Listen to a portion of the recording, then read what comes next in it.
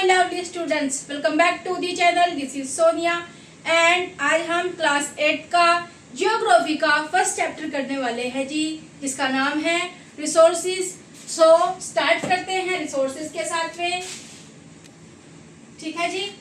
So what is resources? Resources actual में होता क्या है भाई? जिसने मैथ्स का चैप्टर नहीं देखा है वो फटाफट जाके देख लो। मैंने मैथ्स का चैप्टर कंप्लीट करा दिया है एंड सारे पॉसिबल क्वेश्चंस मैंने उसमें करा दिए हैं, ठीक है। चलो स्टार्ट करते हैं। रिसोर्सेज भाई, रिसोर्स क्या होता है? ये एक मार्कर है, ये क्या कर रहा है? मैं इसको यूज कर रही हूँ तो ये क्या है? मेरे लिए एक रिसोर्स है, फोन है, ठीक है, जिससे तुम वीडियो देख रहे हो अभी। तो ये क्या है? ये भी एक रिसोर्स है। सो जो चीजें हमारे जीवन में यूज होती है उन सबको हम क्या कहेंगे? उनको हम रिसोर्सेज कहते हैं, ठीक है। कोई भी ऐसी चीज जो इंसान की जरूरत में काम आती है उसी को हम रिसोर्स कहते हैं, ठीक है। स्टार्ट करते हैं। Anything that can be use to satisfy a human need, जो एक इंसान की जरूरत में काम आती है उसी चीज को क्या कहेंगे? उसको हम रिसोर्स कहते हैं। चलो जी, की कैरेक्टरिस्टिक्स देख लेते हैं इसके। सो यूटिलिटी। अब यूटिलिटी क्या है भाई? यूटिलिटी क्या है? The usability of a substance और ऑब्जेक्ट मेक्स इट सोर्स। तो जब हम ये चीज को यूज करते हैं, कोई भी चीज है, कोई सब्सटेंस है, तो उसी को हम क्या कहेंगे? उसकी यूटिलिटी कहते हैं, ठीक है। उस रिसोर्स को जो यूज करने के लिए भाई, जैसे देखो मैंने भी बताया, जैसे कि फोन है, फोन से तुम लोग क्या कर रहे हो? वीडियो देख रहे हो, कंप्यूटर से देख रहे हो, लैपटॉप से देख रहे हो, तो ये क्या कर रही है? ये हमारी नीड्स को कंप्लीट कर रही है, दैट्स व्हाई, ठीक है, दिस इज द रिसोर्स। जैसे वाटर, इलेक्ट्रिसिटी, टेक्स्ट बुक, तुम्हारी टेक्स्ट बुक है वो भी क्या है? रिसोर्स है, ठीक है। इलेक्ट्रिसिटी, जिसकी हेल्प से हम क्या कर पा रहे हैं?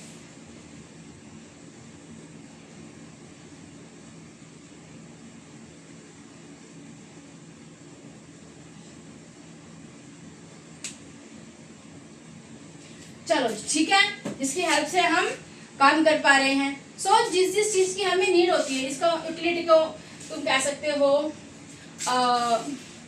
यूजेबल थिंग्स, उपयोगी, उपयोगिता, उपयोगिता मतलब इसकी बहुत ज्यादा जरूरत होती है। तो the usability of a substance और ऑब्जेक्ट मेक्स इट सोर्स।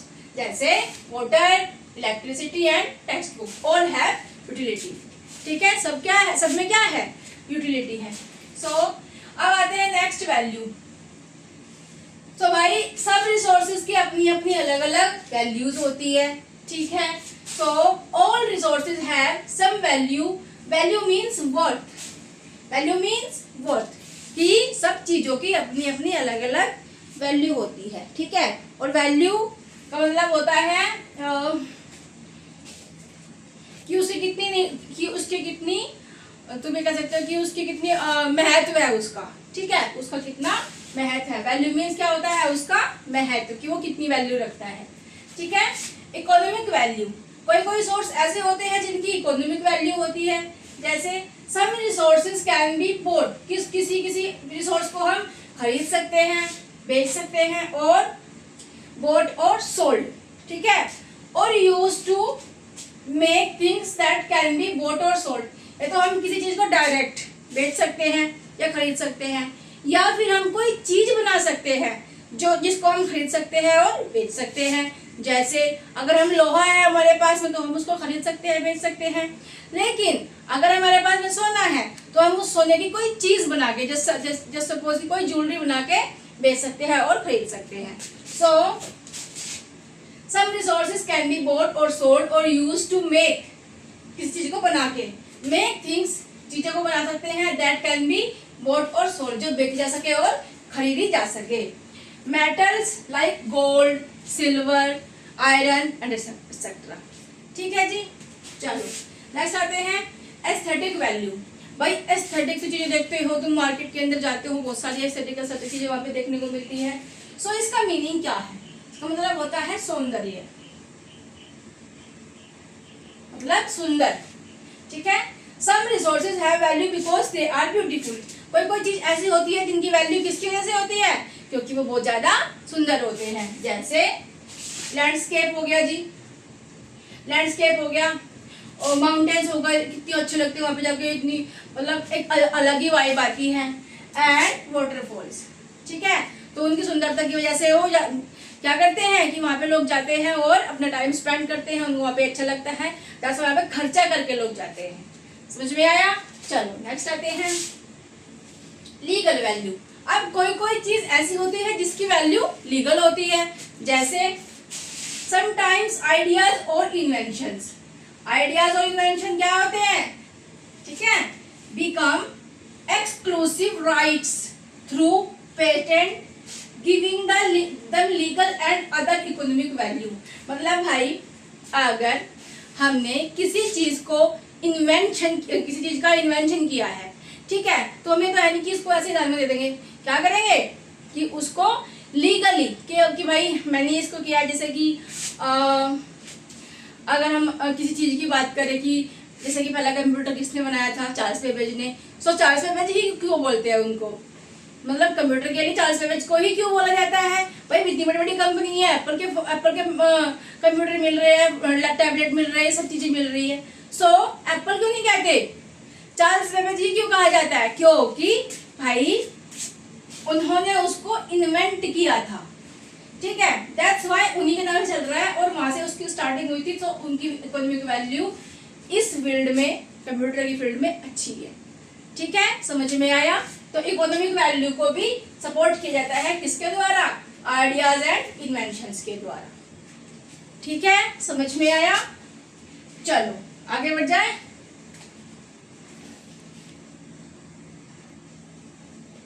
तो भाई नेक्स्ट आते हैं अपना एथिकल वैल्यू।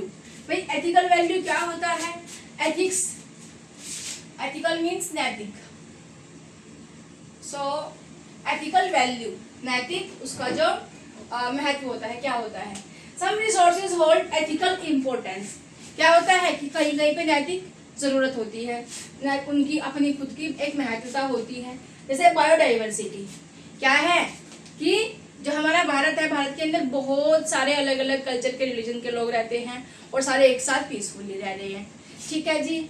और क्लीन एयर, जैसे कि हमें क्या चाहिए? हमें क्लीन एयर चाहिए, ये हमारा एथिक मतलब हमारा नैतिक राइट है, ठीक है, ये हमारा कह सकते हो तुम कि अधिकार है, हमारा नैतिक अधिकार है ये कि हमें एक क्लीन एयर चाहिए, ठीक है, हमें पोल्यूशन में नहीं रहना है, जैसे दिल्ली के अंदर ही तो हर पोल्यूशन हो रखा है, ठीक है, समझ में आया?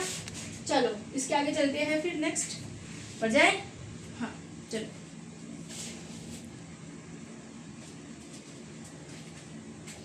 सो भाई नेक्स्ट आता है factors that turn a substance into a resource. तो उसके फैक्टर्स क्या है जो किसी सब्सटेंस को रिसोर्स में कन्वर्ट करते हैं? सो फर्स्ट है उसका टाइम।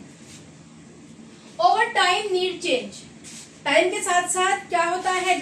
बदलाव की भी जरूरत होती है, ठीक है जी, और चीजें बदलती रहती है। And so new knowledge can turn previously unimportant substances into resources. तो पहले की जो चीजें, पहले की जो इन्वेंशन हो रखे हुए होते हैं, उनको महत्वहीन समझा जाने लगा है, मतलब उनकी कोई इंपोर्टेंस नहीं रहती। जैसे भाई कभी डिस्कवरी ऑफ फायर हुई थी, कभी, ठीक है, अर्ली ह्यूमन ने की थी। And invention of the wheel, और व्हील की भी हुई थी भाई डिस्कवरी, इन्वेंशन हुआ था व्हील का, पहिए का आविष्कार हुआ था, आग की खोज हुई थी, ठीक है जी। So over time need changes, समय के साथ चीजें बदलती हैं, ठीक है। And new knowledge can turn previously unimportant substances into resources, और जो पुरानी चीजें हैं, पुराने आइडियाज हैं, पुरानी डिस्कवरीज हैं, उनको नया ज्ञान पहले महत्वहीन मानी जाने वाली चीजों को संसाधन में बदलता है। मतलब कि जब हमें उनकी इम्पोर्टेंस का, जब हमें पता था कि हाँ ठीक है, फायर, डिस्कवरी ऑफ फायर की थी, फायर का पता है कि भाई आग होती है, आग का आविष्कार हो चुका है, बट एक इंसान होता है जो उन चीजों को रिसोर्सेज में कन्वर्ट करता है, ठीक है, जो महत्वहीन समझी जाती थी, उतने बड़े इन्वेंशन उस टाइम पे उनको नहीं समझा जाता था, या फिर उनको क्या कर दिया, रिसोर्सेज में कन्वर्ट कर दिया, ठीक है। नेक्स्ट आते हैं टेक्नोलॉजी। तो भाई सबको पता है टेक्नोलॉजी ने इंसान को कहाँ से कहाँ पहुंचा दिया है, कहाँ से कहाँ पहुंचा दिया है, बताओ बताओ।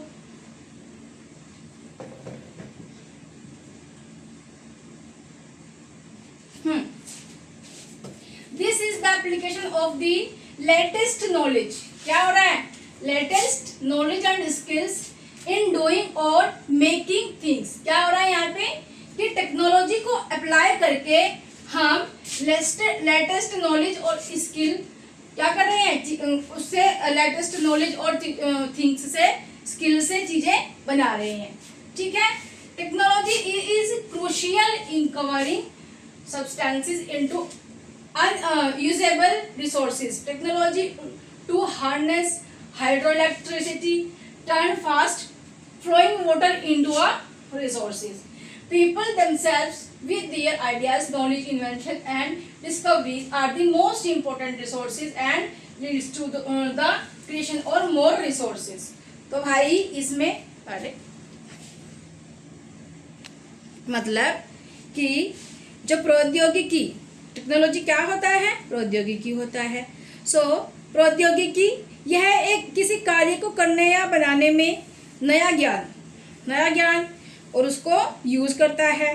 जो चीजें होती हैं उनको क्या करता है? रिसोर्सेज में कन्वर्ट करता है। उसमें भी क्या होता है? टेक्नोलॉजी का बहुत बड़ा योगदान, आप एक तरह से कह सकते हो उसकी टेक्नोलॉजी का बहुत बड़ा योगदान है या फिर टेक्नोलॉजी की भूमिका है। ठीक है, जैसे कि एग्जाम्पल के लिए उन्होंने इसमें दे दिया है हाइड्रो इलेक्ट्रिसिटी। ठीक है, तो उससे क्या हुआ कि जो पानी होता है वाटर, ठीक है, technology to harness hydro electricity turn fast flowing water into a resource. तो वाटर को ही क्या कर दिया, बहुत मतलब ज़्यादा तेज फ्लो के साथ में अब पानी बह रहा है। ठीक है, उस संसाधन में उसने उसको कन्वर्ट कर दिया। किसने? हाइड्रो इलेक्ट्रिसिटी में। ठीक है जी। और तुम ये क्या समझ रहे हो कि मनुष्य जो मतलब जो आदमी है, जो लोग हैं, पीपल हैं, वे भी खुद क्या हैं? वे भी अपने मतलब जो उनकी आइडियाज़ हैं, उनकी जो नॉलेज ज्ञान है, उनके जो इन्वेंशंस हैं और उनकी जो डिस्कवरीज हैं, उनके जो आविष्कार वगैरह हैं, तो उनसे क्या हुआ कि उनसे ही चीज़ें आगे बढ़ पाई है। ठीक है, मतलब जो लोग हैं वो भी अपने आप में एक बहुत बड़ा रिसोर्स है। वो क्या कर रहे हैं? विद देयर आइडियाज, अपने आइडियाज से, अपने विचारों से, नॉलेज अपने ज्ञान से, इन्वेंशन अपने आविष्कारों से एंड डिस्कवरीज अपनी खोजों से। तो उन्होंने खोज की है, जैसे कि पहिए की खोज करी है, पहिया की खोज करी है, पहिए का आविष्कार किया है, are the most important resource. तो इंसान भी अपने आप में क्या है? रिसोर्सेज है। That leads to the creation, जो क्या कर रहे हैं? चीजों को बना रहे हैं। ठीक है, संसाधनों को बना रहे हैं और मोर रिसोर्सेज, और ज्यादा रिसोर्सेज को वो बना पा रहे हैं। ठीक है, समझ में आया? तो भाई टेक्नोलॉजी का जैसे कि पहले क्या होता था भाई, हमें बात करने के लिए हमें बात ही नहीं करनी होती थी, हम बात ही नहीं कर सकते थे। यहाँ से हमने एक चिट्ठी लिखी, चिट्ठी लेने के बाद में कोई पोस्टमैन या फिर कोई आदमी बहुत दूर जाता था, मतलब कि हाँ ठीक है 1 महीने में तुम्हारी चिट्ठी पहुँच जाएगी, फिर वो वहाँ से पढ़ेगा, फिर वो 1 महीने के बाद रिप्लाई देगा, तो बहुत लंबा प्रोसेस होता था। लेकिन अब क्या है? उठाओ फोन, कर दो कहीं भी। ठीक है, सो किसकी वजह से हो पाया है? ये टेक्नोलॉजी की वजह से हो पाया है। समझ में आया? चलो जी आगे बढ़ जाए।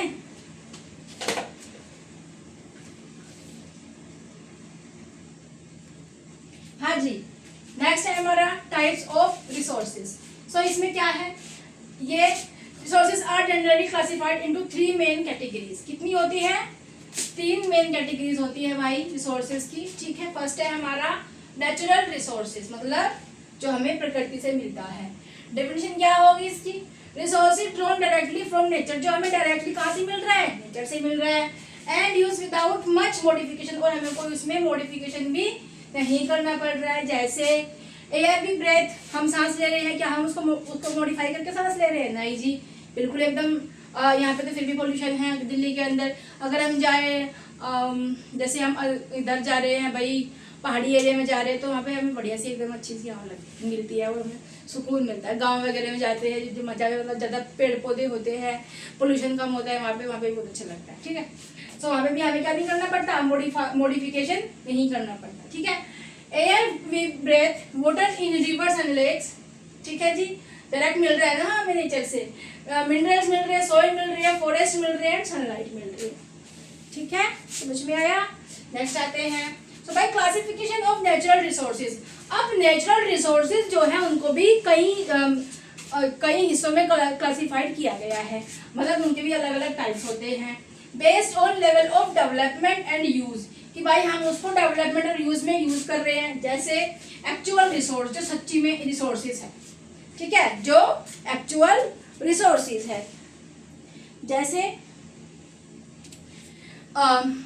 जैसे हमें पता है कि कुछ रिसोर्सेज ऐसे हैं कि हमें उनके बारे में पता है और वो जल्दी ही खत्म हो जाएंगे। जैसे पेट्रोलियम हो गया और कोयला हो गया, ये सब चीजें। नेक्स्ट है पोटेंशियल रिसोर्सेज, जिसका हमें नहीं पता लेकिन हम आगे उनको यूज कर सकते हैं। ठीक है, जिसका हमें पता है कि भाई पोटेंशियल क्या होता है, कि भाई हमें पता है उन रिसोर्सेज का, लेकिन हम उनको यूज नहीं कर रहे हैं अभी, हम उसको भविष्य में यूज कर सकते हैं, हमारे बच्चे यूज कर सकते हैं। ठीक है, नेक्स्ट आते हैं बेस्ड ऑन ओरिजिन। ठीक है, ओरिजिन के बेस्ड पे बायोटिक रिसोर्स जैसे कि एनिमल्स हो गए, प्लांट्स हो गए। ठीक है जी, अब बायोटिक रिसोर्सेज क्या होते हैं, नॉन लिविंग होते हैं। नॉन लिविंग जस्ट लाइक कौन, जस्ट लाइक सॉइल, ठीक है, वाटर एक्सेट्रा, बहुत सारी चीजें होती है और भी। चलो, बेस्ड ऑन स्टॉक, जो स्टॉक और उसको हम क्या कर सकते हैं, रिन्यूएबल कर सकते हैं, रिन्यूएबल रिसोर्सेज जिसको हम रिन्यूएबल कर सकते हैं, एंड नॉन रिन्यूएबल जिसको हम रिन्यूएबल नहीं कर सकते। अब भाई रिन्यूएबल क्या होती है भाई, जैसे कि जो हमें सोलर एनर्जी है उसको कर सकते हैं, और नॉन रिन्यूएबल क्या होती है जैसे कि अभी बताया कोयला और पेट्रोलियम, जिसको बनने में कई हजार करोड़ साल लगते हैं, सो उसको हम रिन्यूएबल नहीं कर सकते। नेक्स्ट आते हैं बेस्ड ऑन डिस्ट्रीब्यूशन। तो भाई यहाँ पे भी दो तरह के होते हैं, और इनके अंदर जो फर्स्ट वाला है इसमें क्या होता है मैं आपको बताती हूँ कि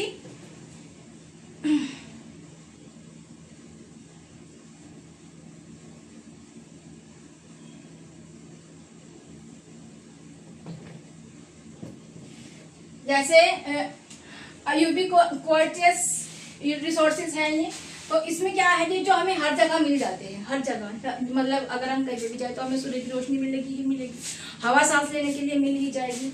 एंड लोकलाइज्ड रिसोर्सेज क्या होते हैं, जो हमें कोई स्पेसिफिक जगह होती है वहीं पे ही मिलते हैं।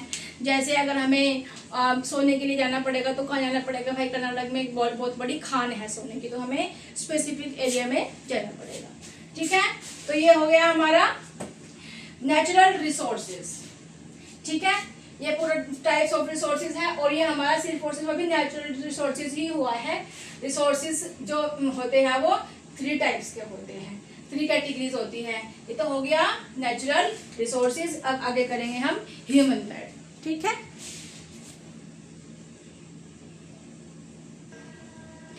और जो ये वाला है यूबिक्विटस, इसमें तुम ये भी कह सकते हो, ठीक है, कि भाई हम कहीं जैसे किसी कंट्री में जा रहे हैं, ठीक है, जैसे हम किसी कंट्री में जा रहे हैं, या फिर मतलब हम कंट्री में जा रहे हैं कि या किसी अदर स्टेट में जा रहे हैं, हम कहीं पे भी जा रहे हैं, तो हमें जहाँ कहीं पे भी हम जा रहे हैं हमें वो चीज़ वहाँ पे मिल रही है। जैसे वाटर है, हम वाटर के बिना नहीं रह सकते, सो हमें हर जगह वाटर मिल जाएगा, अवेलेबल होगा। ठीक है, जैसे हमें सनलाइट हर जगह अवेलेबल होगी, हमें एयर हर जगह अवेलेबल होगी, सो जो सब जगह मिल जाते हैं, ठीक है, उन रिसोर्सेज को कहा जाता है। समझ में आया? चलो, सो भाई नेक्स्ट है हमारा ह्यूमन मेड रिसोर्सेज।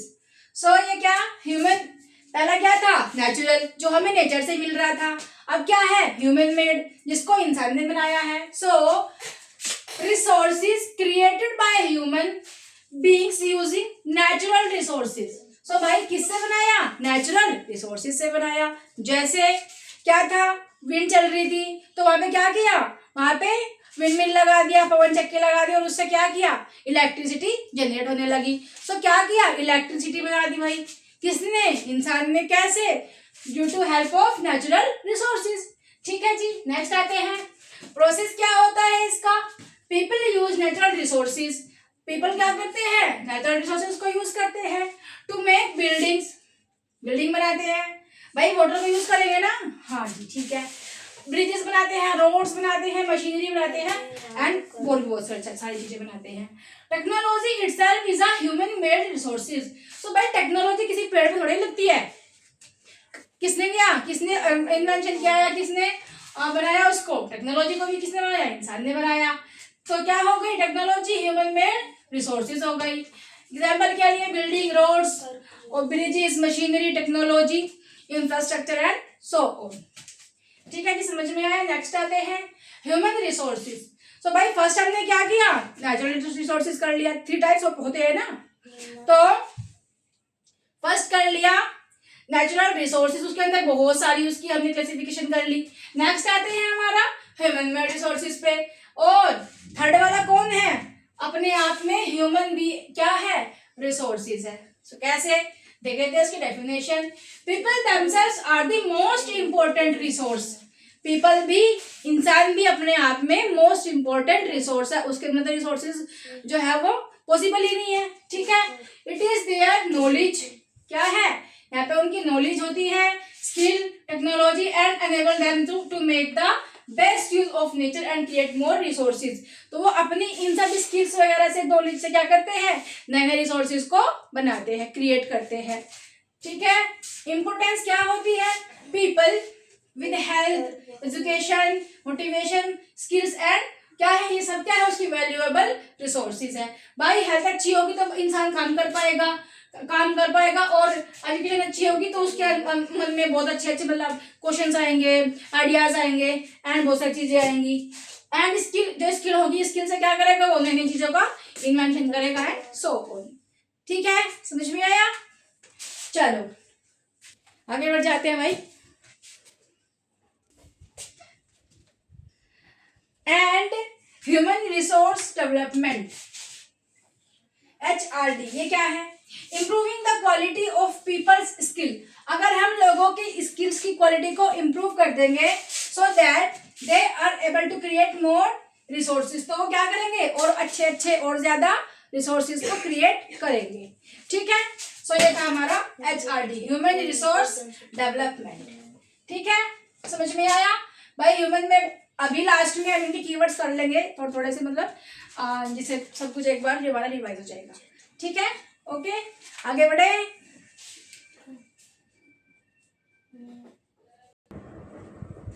नेक्स्ट आते हैं भाई कंजर्विंग रिसोर्सेज। ये क्या है, नीड फॉर कंजर्वेशन, हमें चीजों को कंजर्वेशन करने की जरूरत है, मींस चीजों का क्या बोलते हैं कंजर्वेशन को, संरक्षण करने की भाई जरूरत है, मतलब उसको बचा के रखना। Many resources are non renewable, बहुत सारे रिसोर्सेज ऐसे होते हैं जो नॉन रिन्यूएबल होते हैं, मतलब वो गैर नवीकरणीय होते हैं, जैसे पेट्रोलियम एंड कोयला। ठीक है, एंड लिमिटेड, और लिमिट के है वो। ठीक है, ओवर यूज द, जब हम उसको बहुत ज्यादा ओवर यूज करेंगे, so over use and irrational consumption can lead to depletion and environmental degradation threatening future availability. मतलब अगर हम उसको बिना बात के यूज करते जाएंगे तो वो फ्यूचर में हमारी जनरेशन आ रही है उनके लिए वो नहीं बचेगा। ठीक है, और उसको मतलब अच्छे से उसको यूज करो, प्रिजर्व करके यूज करो उसको। ठीक है जी, तो उसको conserve, need for conservation, resources conservation, using resources carefully and giving them time to get renewed. कि भाई जो हमारे रिन्यूएबल रिसोर्सेज हैं, जो रिन्यू हो सकते हैं, जो नवीकरण हो सकते हैं, जो नवीकरणीय पदार्थ है, तो उनको क्या करना पड़ेगा, उनको टाइम देना पड़ेगा भाई, रिन्यू होने में टाइम लगता है ना। This involves reducing consumption, recycling, उसको रिसाइकल करना पड़ेगा, एंड रिड्यूसिंग कंजप्शन, उसका जो कंजप्शन है वो थोड़ा सा मतलब उस हिसाब से करो कि भाई जरूरत की जो चीजें है उसको हम कर ले और वो वेस्ट भी ना हो। ठीक है, एंड रीयूजिंग थिंग्स, और उसको रीयूज कर ले, रिसाइकल कर ले, एंड उसको टाइम दे रिन्यू होने के लिए। ठीक है, नेक्स्ट आते हैं सस्टेनेबल डेवलपमेंट। तो भाई इसकी डेफिनेशन क्या है?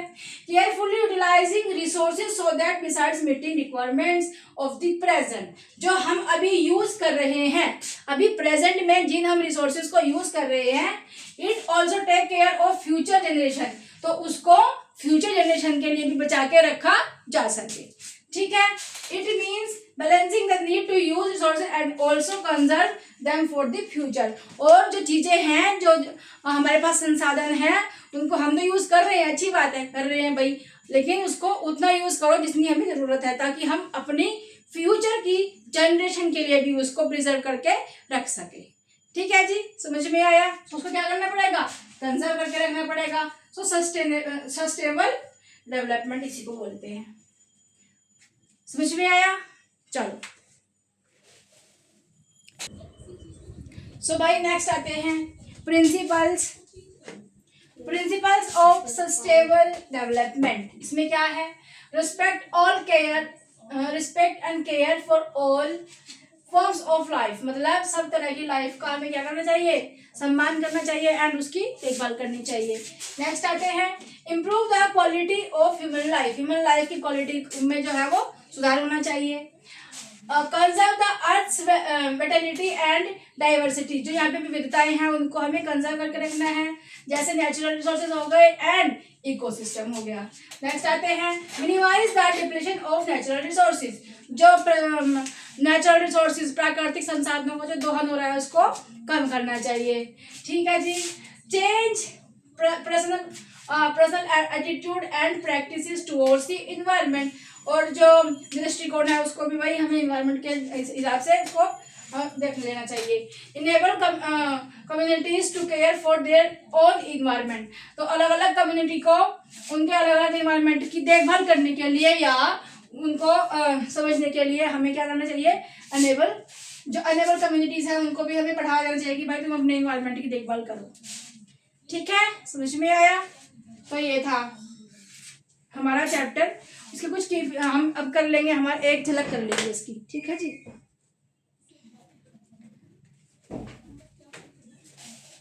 कुछ पॉइंट्स आगे करेंगे इसके भाई, है ना, जो हम मतलब शॉर्ट्स, जैसे कि ये तो हो गए लॉन्ग क्वेश्चन जैसे आते हैं, तो इनके हमें आंसर कैसे करने पड़ते हैं। बट भाई अगर आ गया एक वन लाइनर में, तो हम उसको कैसे आंसर करेंगे? सो वही हम चीजें आगे करने वाले हैं। ठीक है, समझ में आया? सो भाई फटाफट कर लेते हैं की टर्म्स रिकैप, क्या क्या किया हमने इस चैप्टर के अंदर। सबसे पहले क्या है? यूटिलिटी क्या होता है? यूजफुलनेस, कि वो कितना यूजफुल है। नेक्स्ट आते हैं वैल्यू, वैल्यू क्या होती है? वैल्यू होती है वर्थ, महत्व उसका, इकोनॉमिक, ये एस्थेटिक, लीगल और एथिकल। कौन कौन से उसके मतलब एस्थेटिक है तो सुंदरता की वजह से उसका कुछ ना कुछ वैल्यू है उसकी। ठीक है, नेक्स्ट आते हैं patent. Exclusive rights over an idea और इन्वेंशन, जब हम कोई इन्वेंशन करते हैं या फिर कोई आइडिया देते हैं। नेक्स्ट आता है technology, application of knowledge and skill to make things, जब हम कोई चीज बनाते हैं अपनी स्किल्स को और अपनी नॉलेज को यूज करके। नेक्स्ट आते हैं जी स्टॉक ऑफ रिसोर्सेज। ये क्या है भाई? Amount of resources available for use, जो हमारे पास लिमिटेशंस में है या फिर अनलिमिटेड हमारे पास में रिसोर्स है। जैसे कि हमारा सोलर एनर्जी है, अनलिमिटेड है, जितनी मर्जी यूज कर ले, लेकिन अगर हम बात करें पेट्रोलियम वगैरह की, तो क्या है? वो लिमिटेशंस है उसकी, कुछ मतलब वो कुछ लिमिट का है, इस चीज का हमें पता है। नेक्स्ट आते हैं एक्चुअल रिसोर्सेज। ये क्या है जी? Resources currently used quantity know, हमें पता है कि उसकी क्वांटिटी कितनी है और हम उसको अभी यूज कर रहे हैं। जैसे अगेन पेट्रोलियम एंड कोयला, उसको हम यूज कर रहे हैं और हमें पता है कि वो कम है, और हमें अपने भविष्य के लिए, अपनी जनरेशन के लिए, अपने फ्यूचर के लिए भी उसको बचा के रखना है। नेक्स्ट आते हैं potential resources currently are not using fully, पूरी तरह से अभी यूज नहीं हो रहे हैं, बट फ्यूचर में यूज वो हो सकते हैं, उनको क्या करेंगे? उनको पोटेंशियल रिसोर्सेज का नाम दिया जाता है। नेक्स्ट आते हैं जी रिन्यूएबल रिसोर्सेज, जिनको हम रिन्यू कर सकते हैं, जो जल्दी से फटाफट, मतलब जल्दी से तो एक सेकंड के अंदर नहीं, मतलब उसको हम रिन्यू कर सकते हैं। ठीक है, एंड नॉन रिन्यूएबल मतलब जिसको हम रिन्यू नहीं कर सकते, लिमिटेड है, टेक्स वेरी लॉन्ग टू स्प्लेनिश मतलब उसको बनने में बहुत ज्यादा टाइम, लाखों करोड़ों वर्ष लगते हैं, जैसे पेट्रोलियम को या फिर कोयला को बनने में टाइम लगता है, ठीक है जी, गैस को बनने में टाइम लगता है बहुत ज्यादा। नेक्स्ट आते हैं 10th वाला हमारा क्या है, यूबिक्विटस रिसोर्सेज फाउंड एवरीवेयर, जो हमें हर जगह मिल जाते हैं, जैसे एयर, वाटर, लैंड, ठीक है, एंड और क्या था, हाँ हमें ये सब चीजें मिल जाती हैं, मतलब कहीं पे भी हम कहीं भी जाए तो हमें मिल जाएगा। एंड अगर हम बात करें लोकलिस्ट, जो ये स्पेसिफिक लोकेशन पे होता है, जैसे मैंने बताया था कि भाई जैसे हम गोल्ड की अगर हम बात करें, सोने की बात करें, तो सबसे बड़ी खान कहाँ पे है, भारत के अंदर कर्नाटका में है, ठीक है जी। सो इसमें क्या आ जाएगा, फाउंड इन स्पेसिफिक प्लेसेस, जो स्पेसिफिक प्लेसेस पे ही अवेलेबल हो पाते हैं, उसको हम क्या कहेंगे, लोकलिस्ट रिसोर्सेज कहेंगे। नेक्स्ट आते हैं रिसोर्स कंजर्वेशन, भाई रिसोर्सेज जो है उनको हमें कंजर्व रखना पड़ेगा, ठीक है, क्या करना पड़ेगा, उनको हमें कंजर्व रखना पड़ेगा कि भाई आगे भी उसको यूज करना है। एंड सस्टेनेबल डेवलपमेंट, कि भाई अब की जरूरत को भी मत रोको और आगे जो फ्यूचर में हमारी जनरेशन आएंगी उनको भी ये यूज हो जाए, ठीक है, समझ में आया। सो भाई ये था हमारा चैप्टर जियोग्राफी का resources and we have completed this chapter today. अगर कोई क्वेश्चंस है और आपको समझ में नहीं आए हैं, so you can comment, you can give me any question in comment box. So मिलते हैं नेक्स्ट वीडियो में, see you all in the next video, till then take care and bye bye.